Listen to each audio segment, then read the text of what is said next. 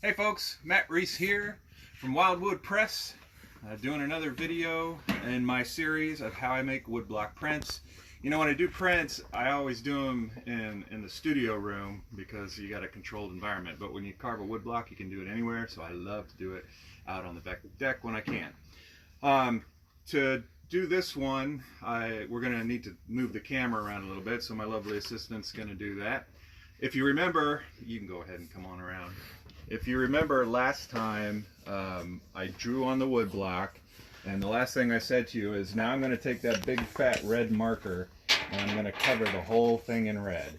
And I'm going to do that so I can see where I've carved and where I haven't. So as you can see, I've got about half of it done, and here's all the red that I've been carving away. And if you remember, what I said is you carve away the red and you leave the black, and that way you can kind of see your progress as it goes. So we're about halfway in. This video series isn't really to teach you how to do it, it's more just a general, here's what the process is if you're interested. So the tools I use to carve with are wood gouges, and there's basically two kinds. One's called a U-gouge, and that's this guy. Maybe you can see the curve on it. It's in a U shape. And the other one's called a V-gouge, and it's got a V shape to it, and it's good for making straight lines, whether you're going with the grain or against the grain. Oh, let me turn this. Keep turning it. Mm-hmm. There you go. Yeah, you do this to get your fine lines, and then the U-gouge is more for clearing spaces, which I'll demonstrate here in a sec. They come in all different sizes. Mostly I find I pretty much, if you gave me a 3mm V and a 3mm U, I could do everything. But like this is a 7.5, so it's really big. This is a 2. I use this all the time. Anyway, let me show you how this works. So right now I'm kind of doing this pillar here, and I got this great tiny 1mm, which is excellent for doing fine line work, which is definitely fine line work. So I'm just going to follow my line up.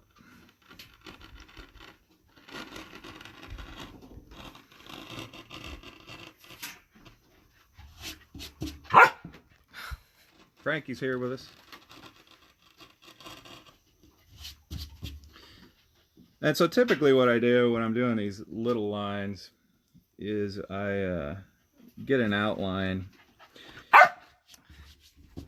You can also, I used to use an X-Acto knife a lot to score edges so they wouldn't break, so they would break where I needed them, but I've gotten good enough that I don't need that anymore. And this is a small U, so I can carve away bigger spaces with it. And I can jump to a bigger U here.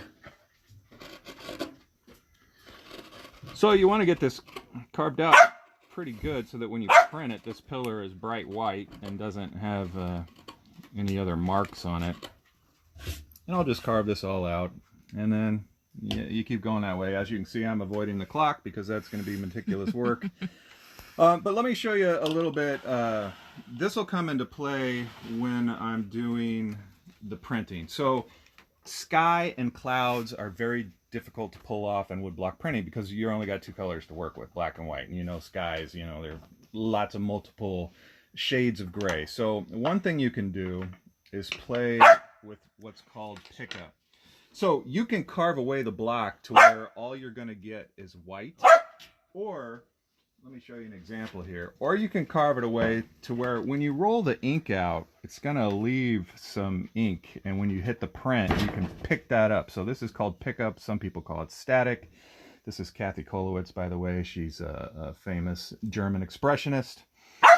I really like pickup. If you're doing something like the technical work of Albert Dürer, or if you're doing something like Japanese woodblock printing, they hate pickup. They want to control the whole block. But so what you can do, or what I've done with the hopes of manipulating pickup later, is you can see I used a very small gouge, V-gouge, to cut the sky here. Frankie's always got something to say. And then I used the big gouge here to make the texture different. And so then when I roll the ink, I can really play with this and control it. Anyway, that's what pickup is, and when I'm doing the printing part, I'll kind of show you how that works. So I think you get the gist. And follow me on Facebook if you're not already. Follow me on Instagram, mreesart, and sign up for the newsletter. I give discounts. I keep everybody up to date on the latest news. And you can go to my website, mreesart.com. And there's a pop-up that comes up. You can sign up for the newsletter right there just by accepting the coupon. Or you can go to the contact section. Take care.